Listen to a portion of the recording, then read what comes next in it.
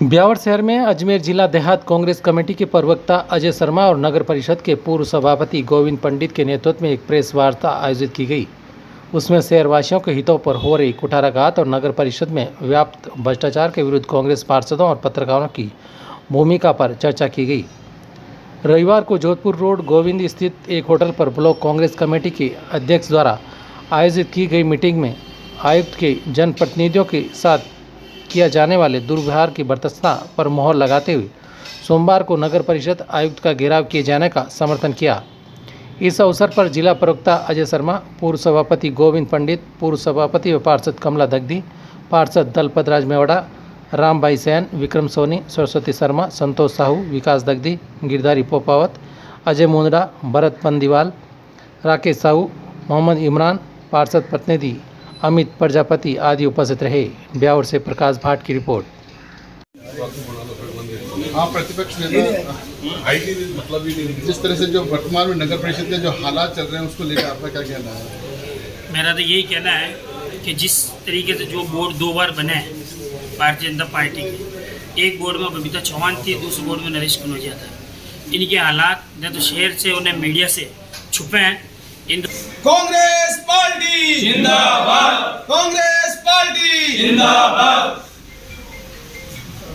राहुल गांधी जिंदाबाद, राहुल गांधी जिंदाबाद, अशोक गहलोत जिंदाबाद, अशोक गहलोत जिंदाबाद, कांग्रेस पार्टी जिंदाबाद, कांग्रेस पार्टी जिंदाबाद।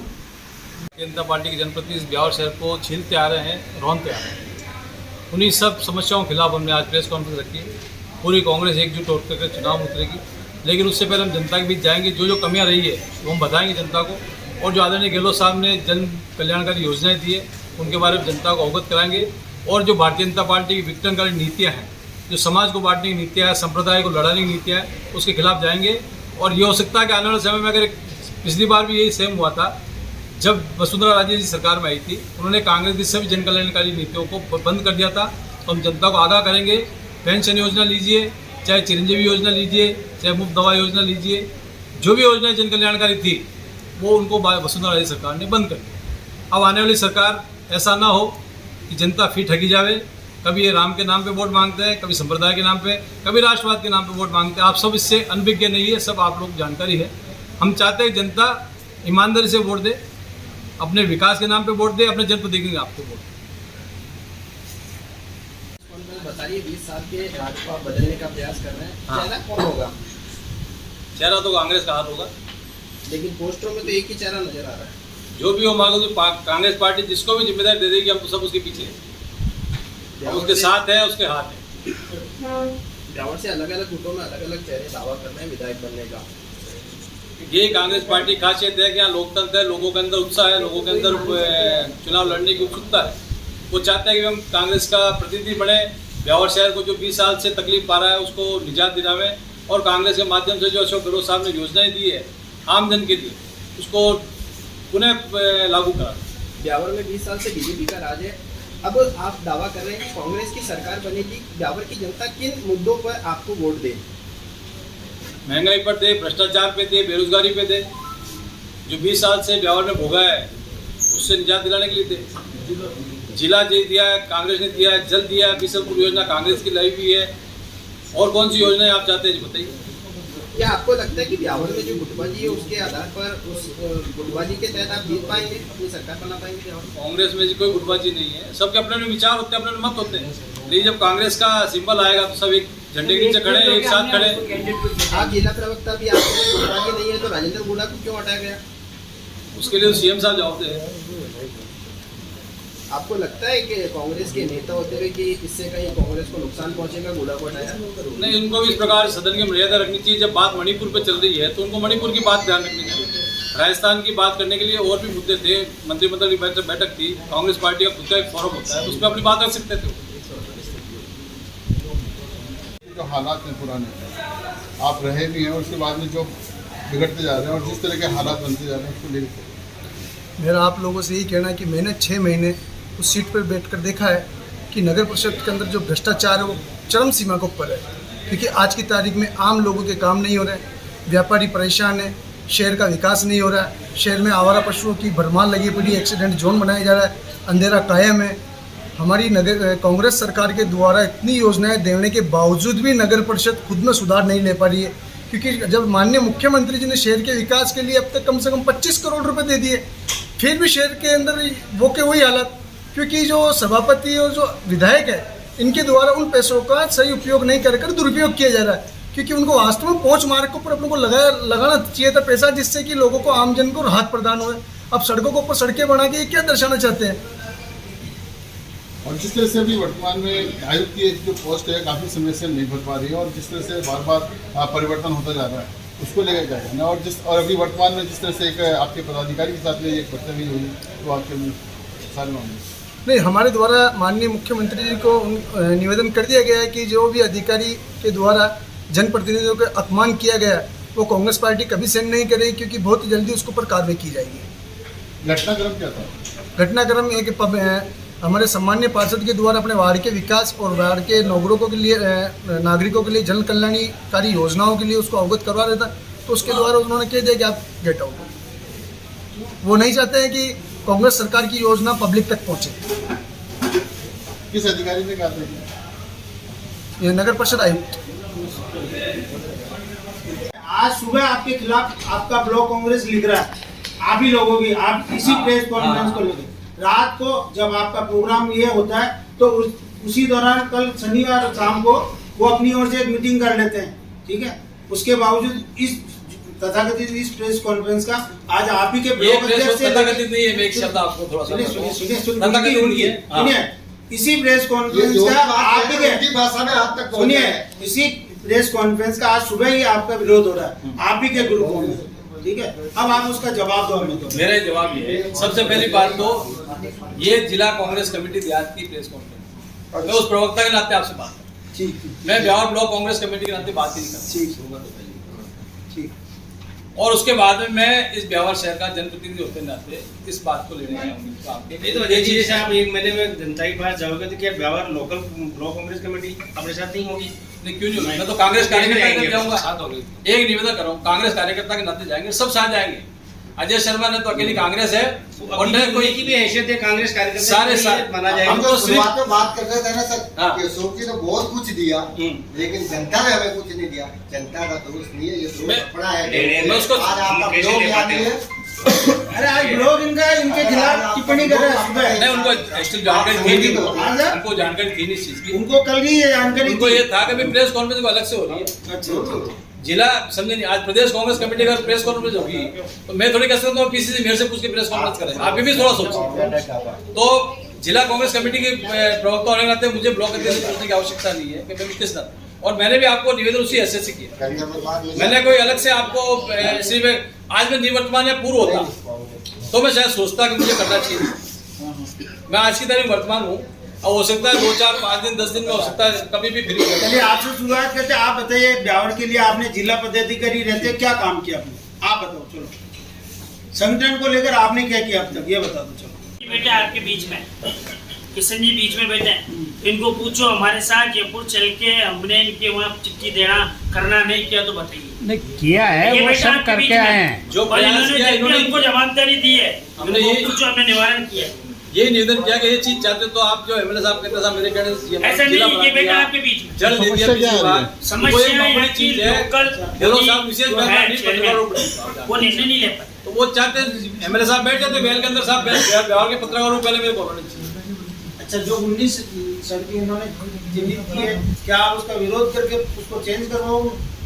ब्लॉक के अंदर कल हमारे ब्लॉक अध्यक्ष के जबकि द्वारा उसका टेंडर जारी हो चुका है कल ये हमारे जानकारी उनको दे चुके हैं कल ब्लॉक अध्यक्ष जी को कि भाई इसके टेंडर हो गए, उसके बाद ये नाम चेंज नहीं हो सकते। हाँ, फिर भी उन्होंने विशेष अधिकारी से बात की है कि आप ऐसे कुछ प्रैक्टिकल रोड़े लाओ जिसको वास्तव में बनाना उचित होगा, तो मैं उसके अंदर अवधान करके समाधान।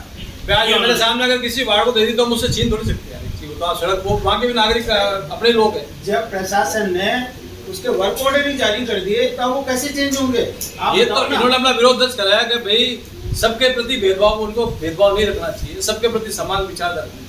अगर गहलोत साहब 10 करोड़ दिए थे, उन्होंने कहा कि भीम एमएलए को मिलेंगे 10 करोड़, बिहार एमएलए को नहीं मिलेंगे।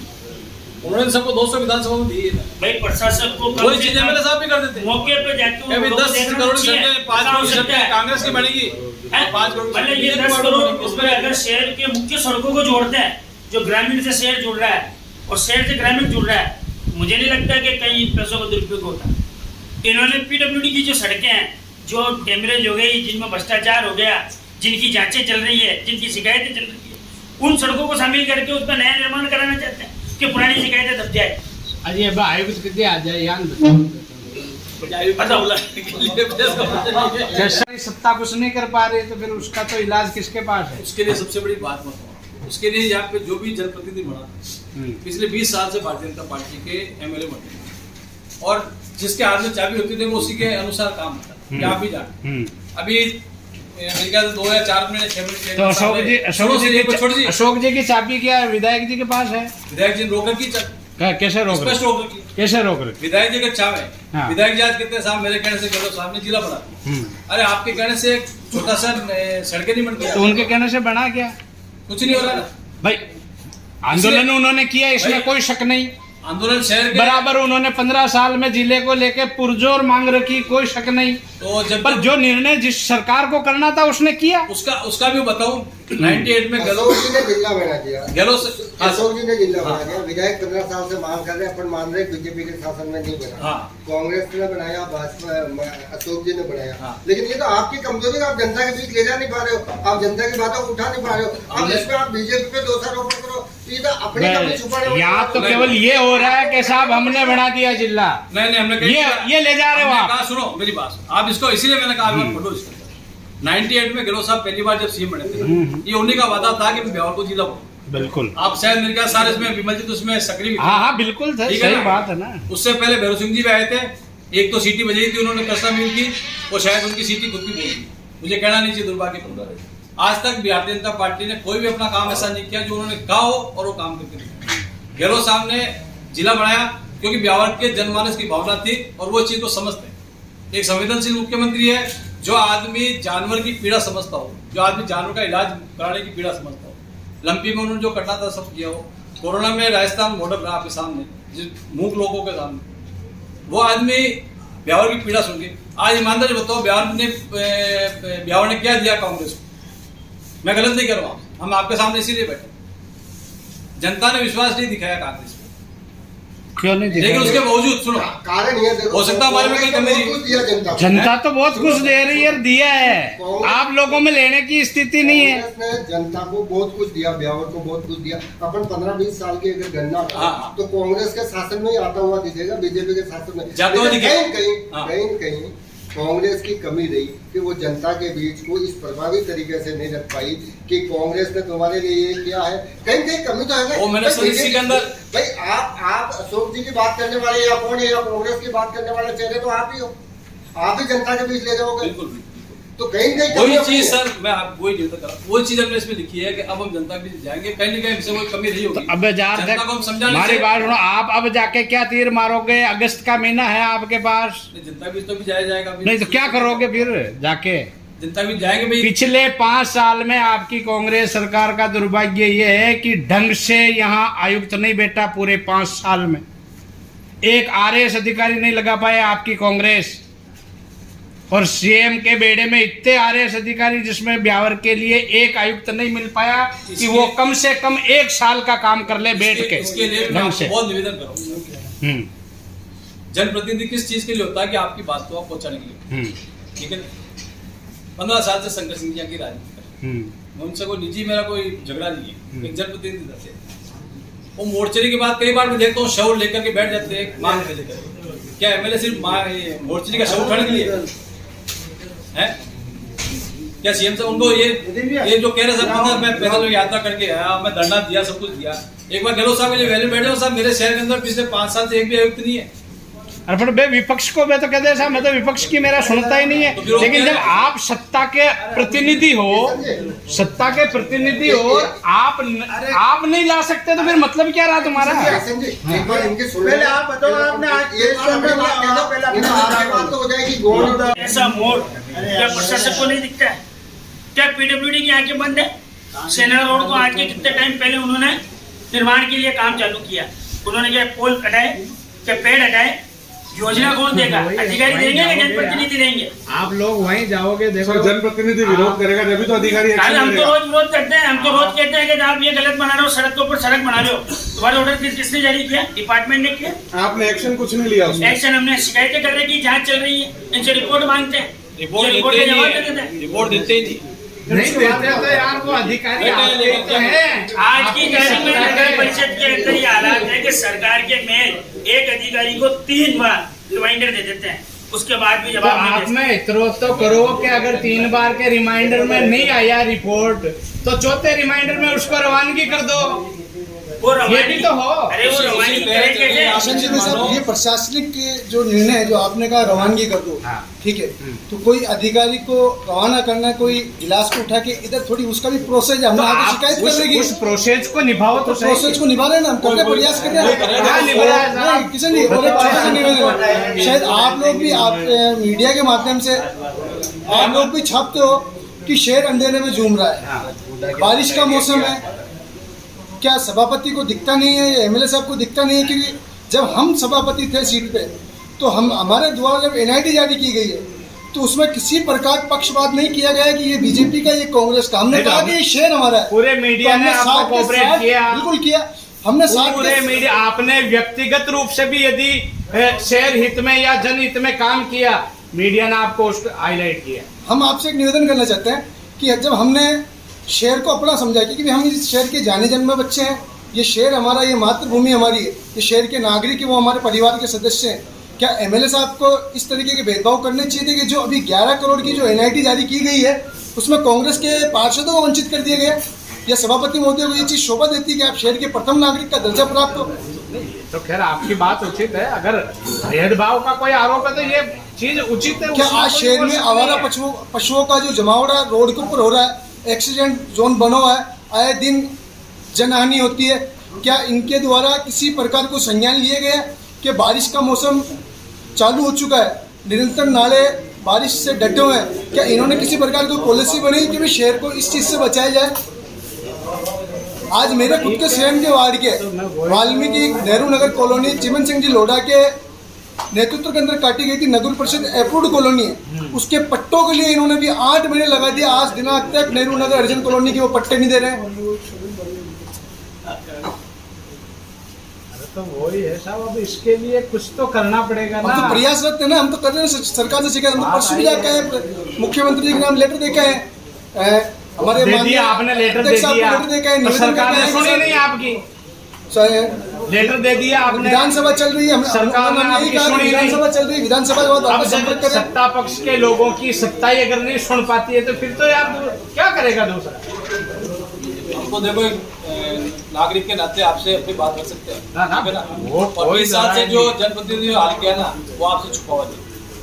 आप अपने स्व आरोप लगाओ, हमको मना नहीं करेंगे, ठीक है ना? आपके ऊपर तो एक ही आरोप ये है जी कि आपने मजबूती से जनता का पक्ष नहीं रखा। मैं आपकी बात को कभी ऐसा आप विपक्ष की भूमिका निभाने में विफल रहे हैं। भूमिका को प्रभावी ढंग से आपने पेश किया ही नहीं।